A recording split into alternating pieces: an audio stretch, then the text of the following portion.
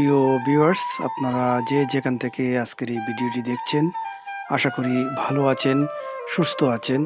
আপনারা দেখছেন আলামিন আহমেদ ব্লগ। আর এই মোটো ব্লগে দেখবেন কলেজ রোড থেকে জুড়ে খাদ্য গুদাম পর্যন্ত আশেপাশের ভিউ। যদি ভিডিওটি ভালো লাগে, লাইক, ফলো, শেয়ার করতে ভুলবেন না।